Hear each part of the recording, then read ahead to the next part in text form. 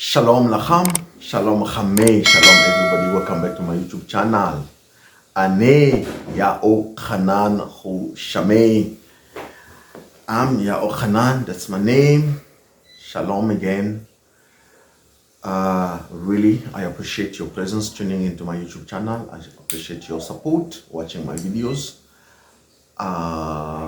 This one, it's part 2 of my take about Joshua Maponga's presence on the new normal. Part 2, I'm going to say part 2, as this is not the first one. So the first one was about Abraham, the blessings, and the Hebrews. And this is about something that he said when he was explaining certain things. So I'm going to play this video, this segment of him, to show you what he was saying, and I will come then, talk what I want to talk about. This is not a personal attack, and this is actually this is correction. And in my first video, people have come and say, oh, Joshua Maponga is the Massiah. Joshua Maponga is one of the great African, I don't know, and what. And he said that he's a scholar. So about the Massiah, he has not said that. I cannot go about that one. I cannot talk about it. That's someone else's opinion, not his own opinion. But from his own mouth, he has said that he's a scholar. So watch this video until the end so that for you to understand what am I talking about. If you really stick to this video, you will understand a lot of things. The misleading information, the deception, or, I don't know, the deception of so many people that claim to be, something, and they are not, or they are misleading. So no further ado, I will play this segment of him, and after that, we then talk. Give you Simon. She will give you Judah. She will give you Jesse. Yes, sir. She will give you David. Yes. She will give you Solomon. Okay. She will give you Joseph. Even Yeshua. Yeah, that Yeshua. That's the name that we will have to talk now. Yeshua. Continue. Is born from Leah, of your despise, rather from the Rachel of your expectation. So learn to live with your Leahs. There, right there, you spoke about Yeshua. Is this Jesus? The name J appears in our alphabet, scholastically speaking, only 500 years ago. So it means that Jesus himself never had that name being used on him. So the name Jesus we are using is foreign. I'm just talking as a scholar. Okay. How that impacts on you, that's another story. If you want information, I'll give you raw as it is. 100%. So the name Jesus, yes, only appears on our alphabet as of 500 years ago. So and the question, way before 1,500 years prior to that. So the question is, if on the Hebrew charts and on hieroglyphics and on Italian writings and Greek writings, J is not there, what is the agenda of the Catholic system converting from Yeshua to Joshua? And as if that is not enough, the first rule of academic excellence in terms of translations of scripture, you don't translate a name. You don't translate a name. It's a crime. Mount Carmel remains Mount Carmel. Hence slavery was the biggest crime, to take away people's names. Moses remains Moses. Right. You don't translate a name. So if you teach me as an academician and say, this is the rule that you must follow, right, then how come when I get on Yeshua, the name is translated to Jesus and it's non-consequential? Yes. Yes. You do not translate a name. The first rule of academic excellency. I agree on that one. A name cannot be translated, but it can be transliterated so that the person who's reading, who wants to pronounce that name in another language, has to pronounce it accordingly to as the original language pronounces the name. So this is my point. Yeshua. Is it Yeshua? Some say Yahshua. Some say Yehoshua. Some say Yahawashai. And today, in this video, for the first time, not the first time, it's out there, information is out there, it's just for you, some of you, for the first time, will then see this information and wonder, is it Maponga deceptive? Does he understand? I know he does not understand the ancient language of Hebrew, even the modern. I know that, because if really he's a scholar as he claims, he would have made more deep, go into deep research. And if he was not convinced of the research, he would have not as said the name publicly. But because he has picked up that name as mostly, it's out there with so many people saying Yeshua, because Jesus is being refuted now. Yeshua is now the name. Yeshua is not the name of the Messiah. And even if that would have been the name, the pronunciation, first of all, is wrong. And the word, we must first understand what means Yeshua. If that was pronounced that way, what's the meaning of it? So in this video, I am gonna play now Nabe Yahuda Bando, Prophet Yahuda Bando, explanation in the pure language of HaGhabaray, or ancient Hebrew, also known or Paleo Hebrew. Explain. It's in English, but with the ancient language of Hebrew in your face, in your eyes, so for you to see why the name Yeshua is wrong, or Yeshua, or Yehoshua, or Yahawashai. That name, the name of the Messiah, is a Theophoric name. A Theophoric name is a name, it's a personal name that has God's proper name as part of it. But the spelling of God's name in Theophoric name is always in a reduced form. So you must understand the spelling of it, of God's proper name in personal name, is always in a reduced form. You cannot write God's proper name fully in your name. You have to put it in a reduced form. That's out of respect.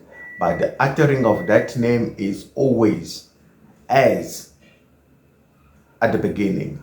You pronounce that name fully, but you do not write it as the four-letter word, name. So I'm going to play you Yahuda Bando explaining the pure, in the pure language, the name of the Messiah and other theophoric names that are in the scriptures for you to understand.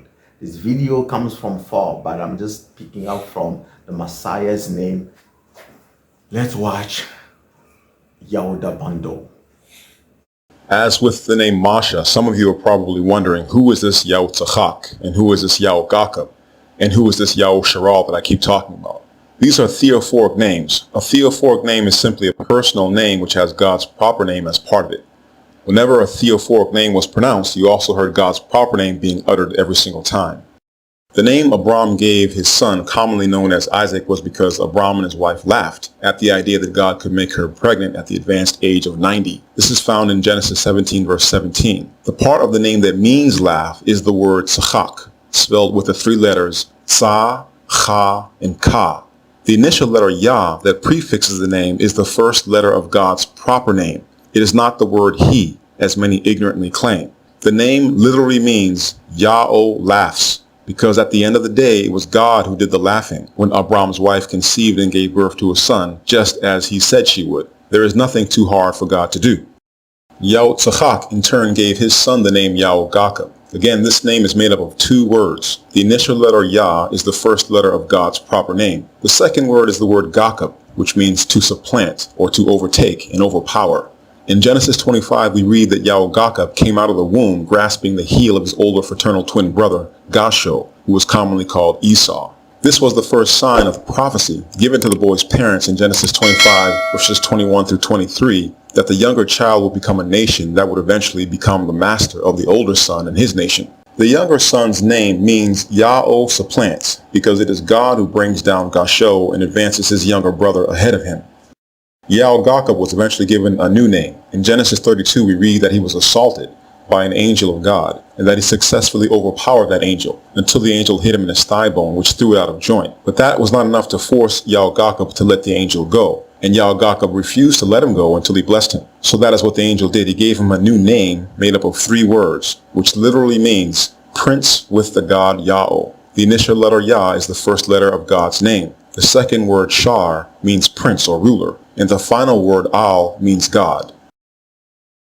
These names were too difficult to pronounce by people who only spoke Greek, and in many cases they are impossible to spell in Greek. But because they also have God's proper name in them, the converts who made the Greek translation of the Hebrew Bible called the LXX in Egypt around 200 BCE Hellenized these names to prevent God's name from being uttered. This superstition, which arose in Egypt among Hellenized Jewish converts, was later taken to the extreme by converts after the destruction of our nation by the Romans in 70 CE. The converts who were now the leaders of the Jewish community by the 2nd century CE prohibited the uttering of God's name. As for the Masoretic or rabbinic forms of these names, they lean heavily towards the Greek versions, but the Canaanite influence is also obvious. The E vowels in Yitzchak and Yisrael are pure Canaanite. These sounds are preserved by the Masoretic Hirik vowel point placed beneath the initial letter called Yod. The letter Ba is softened to V by lenition, which is alien to ancient Hebrew. This is Canaanite. There is no long O vowel in the name Yaugakab between the last 2 consonants, but to preserve the Canaanite dialect, the Masoretes placed the Holam vowel dot over the letter Kaf, so the O vowel is pronounced at this point. The letter Ga, which is commonly called Ayin, is an A vowel in this version of the name Yaugakab, but it is really a guttural. According to the rule, it is only a vowel marker when it is not the first letter of a Hebrew word.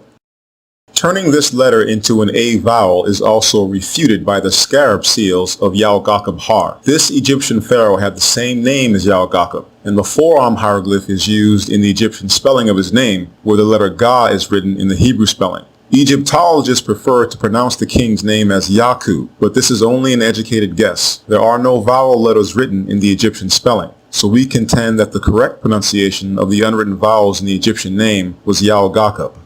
The letter Shah is altered to S by the Masoretic point placed above the letter on the left side. The letter is called Sin when this happens and not Shin.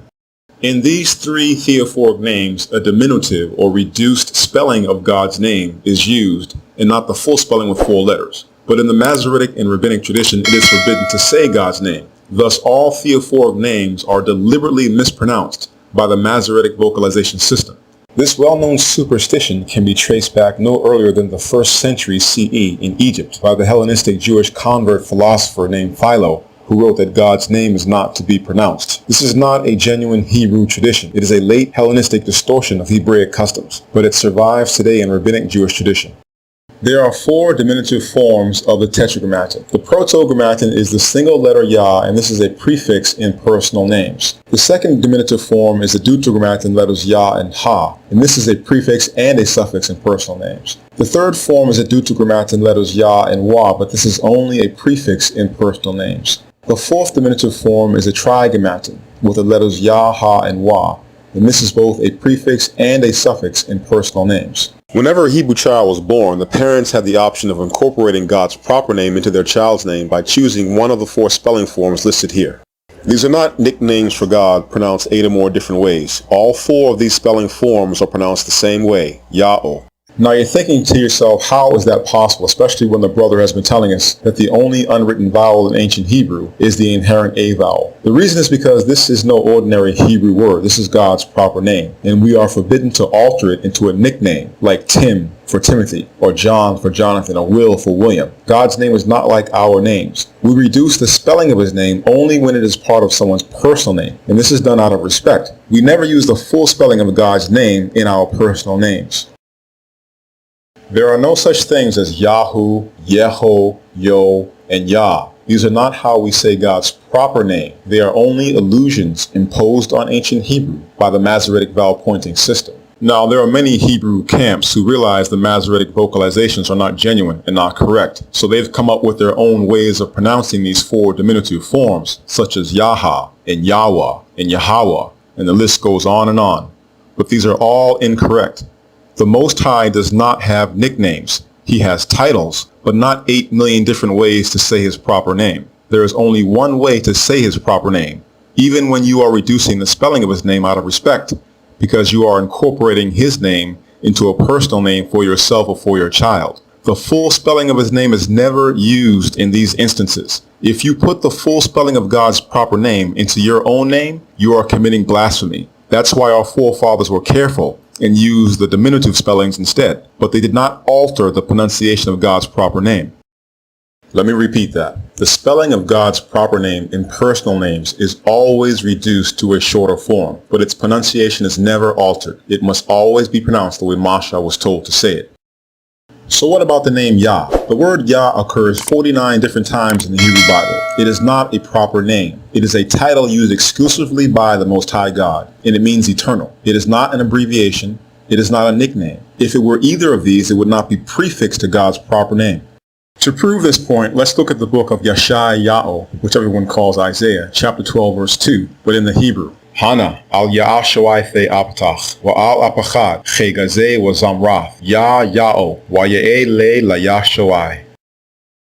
Behold, God is my salvation. I will trust and not be afraid. For the eternal, Ya'o, is my strength and my song, and has become salvation to me. Therefore, if someone tells you that Yah is another proper name for God, or that it's just an abbreviation of his four-lettered name, you have to tell them that's false, and then point them to Yeshayahu, who was called Isaiah, chapter 12 and verse 2, and ask them to explain what would be a redundancy if what they were saying is true. Yah is a title and not a proper name, but only the Most High can use this title, just like only one person can have the title POTUS. God has many titles, such as A'eh, which means I will be, and Adonai, which means Lord or Master, and Allah'im, which means God, but he only has one proper name, and that proper name can only be pronounced one way. And I can't turn back the hands of time. Ooh, yeah. No, I can't turn back the hands of time. Yeah. I knew it couldn't be nobody but you. I knew it couldn't be nobody else but you. I knew it couldn't be nobody but you. I knew it couldn't be nobody else but you. I just wanna know what deeper you. Here is the proof that diminutive spellings of the Tetragrammaton are all pronounced the same way. They are not contradictory pronunciations, as the pointed Masoretic Hebrew text would have you believe. An Assyrian inscription of the 8th century BCE by the king Tiglath-Pileser III describes the tribute paid to him by the Hebrew king Ahaz and other kings of the area. We learn from this text that the real name of Ahaz was not Ahaz. He shortened his name to Ahaz by removing the Theophoric element at the beginning of his name. However, the Assyrian scribes used the king's full name when recording his submission to Tiglath-Pileser III. The Akkadian language uses the cuneiform script, which is written with an instrument called the stylus. The first sign that the Assyrian scribes used to write the name of Ahaz is the sign Ia, which produces the syllable Yah. The next sign, which I have colored in red, is an O vowel, but Akkadian does not have this sound in their language, so they use the sign Au, or the U sign, for this vowel. The king's name and the name of his country, which is the second word in the cuneiform text, both begin with the name Ya'o. So what we have in this text is the phrase Ya'ohazi of Ya'odah, or to say it correctly in Hebrew, Ya'oachaz of Ya'odah. Ahaz was one of the worst, if not the worst, kings in our history. He rejected God and worshipped false gods. So it is not surprising to learn that he deleted God's name from his name. But when he became a slave of the king of Assyria, the Assyrians evidently demanded that he use his real name when paying his tribute to Tiglath-Pileser III. Notice that the letter Ha in God's name is silent. If the Assyrians had heard this letter when the name was pronounced by Hebrews, the Assyrian scribes had an H sign for this. So the fact that they did not write the H sign in the name is proof that you don't hear it. Thus, the correct pronunciation of the diminutive form Yah, Ha, and Wa is not Yeho, as mandated by Masoretic Hebrew, whenever the Trigrammatian is the prefix of a personal name. We can also rule out Yahweh. The Assyrians did not hear an H sound in this name. The Assyrians also did not hear the sound W. The letter Wa in this name is not the consonant, it is the vowel marker, and the vowel that was heard was the long O vowel. Yahweh is also out the window, as with Yahweh. The Assyrians heard Ya'o when God's name was uttered by our forefathers. The name of our great king that everyone mispronounces today as Hezekiah is also spelled more than one way in ancient Hebrew. One way is with the letters Ya and Ha as the suffix form. Another way is with the letters Ya, Ha, and Wa as the suffix form. Both forms are pronounced the same way. There are not 2 or 3 different ways to say these forms. The way you pronounce the king's name is Chazak Ya'o, Chazak Ya'o, and it means Ya'o is strong. There is a third way to spell the king's name, and that is with the letters Ya, Ha, and Wa as the diminutive suffix form, but also his name is prefixed with the letter Ya. This letter Ya is turning the word Chazak, which means strong, into a verb in the future tense. So what the king's name means in this case is Ya'o will be strong, and the way you pronounce it is Yachazak Ya'o, Yachazak Ya'o, Ya'o will be strong. The name almost everyone mispronounces today as Jesus, or Yeshua, or Yehoshua, or Joshua, or Yahawashai, and the list goes on and on, is also spelled 2 different ways in ancient Hebrew. One way is with the single letter Yah as the prefix. Another way is with the 3 letters Yah, Ha, and Wa as the prefix. Now the first version is not pronounced Yeshua. It is pronounced Ya'o Sho'ai, Ya'o Sho'ai, and it means Ya'o is salvation. The second version is not pronounced Yehoshua or Joshua. It is pronounced Yaoshai, Yaoshai, and it also means Ya'o is salvation.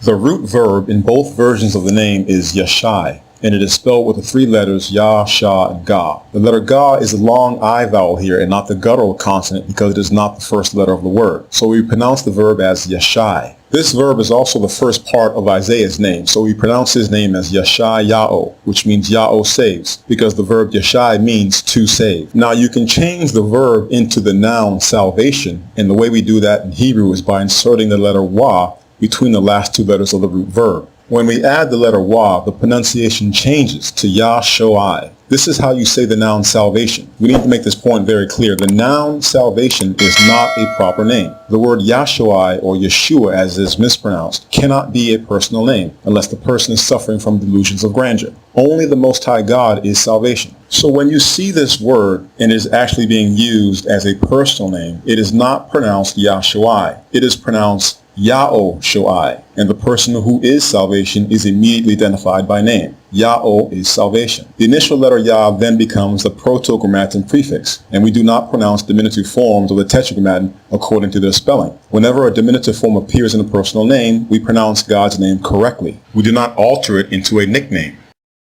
Another way that we turn the verb Yashai into a noun within a personal name is by dropping the initial letter Ya and adding the letters Ha and Wa. This creates the name Hoshai, which is another short nominal sentence. The name means He is salvation, and it is the answer to the rhetorical question, who is God? This name provides the answer. He is salvation. The word Ho is a third person masculine singular pronoun, which means he in English, but it is written here in the short form. The complete or long form is spelled Ha, Wa, and Ah, and the terminal letter Ah is silent because this is a masculine word.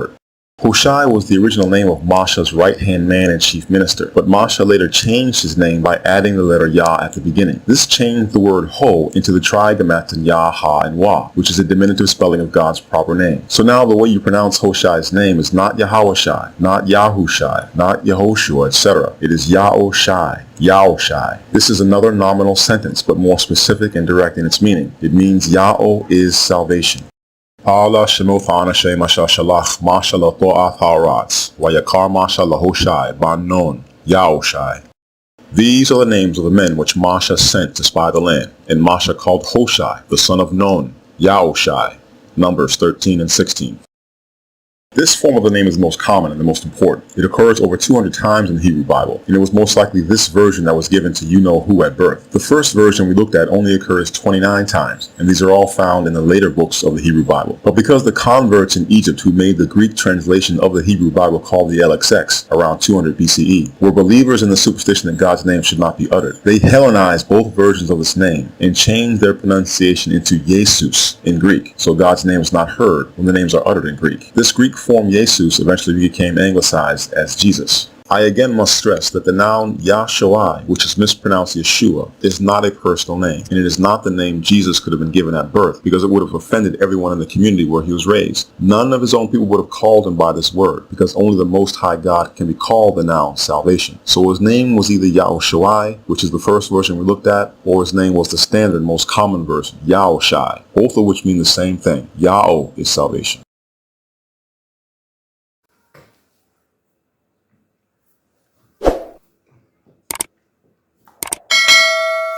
Shalom Okay, so as you just watch the explanation from Nabeya Odabando, if you still doubt again the name of the Messiah, how to pronounce it in the few language, his name is Yaoshai. Now, the name that is mispronounced as, or the noun that is mispronounced as Yeshua, is Yahshua, the noun salvation.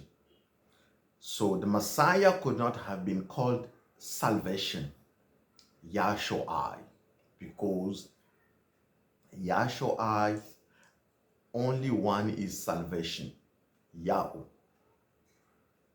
If his name was Yahoshua, it's the name, which is a nominal sentence, explains to you who is salvation, Yahoshua. So Yahoshua or Yahoshai means the same thing. Yahweh is salvation. And you saw from which root verb the name comes from. The names come from the root verb yashai, to save. And Isaiah's name also comes from that one, which is Yashayahu, not Isaiah or Isaiah, whatever they call it. It's Yashayahu. Yahweh saves. That's the root verb of Isaiah. So as there's so many names in the scriptures that are Theophorics, and those names has been, since the Greek messed up the scriptures, the translation of the scriptures, so all those names got translated or mistranslated, which is, a name should not be translated, it should be transliterated. But because some of those sounds were not possible in Greek, and they went with whatever they went with. But we know what about the Greek. So thank you for watching. Thank you for joining this YouTube channel. Please, if you have not subscribed yet, subscribe to this channel. Help us to grow. Press the notification bell so that you are notified of any other upload that is happening. And again, really share this video to family, friends, anybody you believe that deserve to know the truth. Share this video, and we really appreciate your presence. Amen. Amen.